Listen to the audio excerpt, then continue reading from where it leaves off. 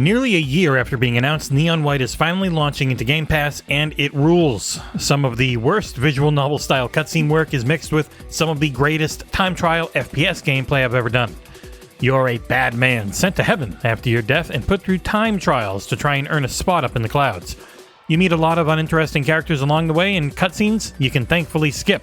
It's coming to Game Pass on day one, so let's get into it in the XboxEra review of Neon White.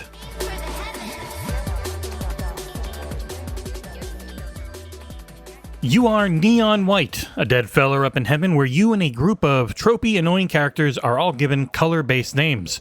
You're all neons, with you being white and others being yellow, green, red, etc. I do not normally skip the story or cutscenes in a game, but Neon White was an exception. Originally played the game back when it launched on PC, and I remember lasting about 3 cutscenes deep before I started pressing X to skip. That happened all again when replaying the title for review on both Xbox Series X and the Microsoft Store version on PC, and it is, thankfully, Play Anywhere. In between each time trial, you'll have the opportunity to learn more about the story as you talk to various entities around heaven. I feel bad, but there isn't a single character or voice in the game that I ended up liking, and I can tell the actors were doing their best trying to give this nerdy anime tale a mix of silliness and charm. It just never landed for me at all. I repeatedly tried to go through cutscenes, but not only are there a ton of them, if you so choose, they are very long. Thankfully, though, you do not need to sit through a single one to get some of the most addictive time trial-based FPS fun I have ever had. Each mission is a series of time trials with progressively tougher objectives. It's a slow burn, though if you skip the cutscenes as I did, it should be able to be completed in, 3 to 5 hours. If you watch everything and what top ranks in every levels, all the gifts, which you hand to companions for unlocks, etc., it could easily take dozens of hours or more. With the title being on Game Pass at launch, I foresee a lot of scoreboard chasing against friends. Here's a rough breakdown of each trial and how they work. You'll start a mission that consists of several levels. There's 97 of them spread amongst 12 missions. Every mission has 3 levels of completion: Silver, Gold, and Ace, each tied to a time.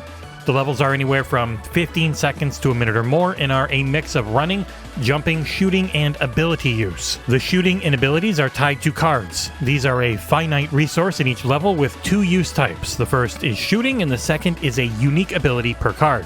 One of the first you'll get is a pistol that either shoots a single shot or can make you jump up in the air for a double jump. Your shots are limited, and using the second ability destroys the card immediately.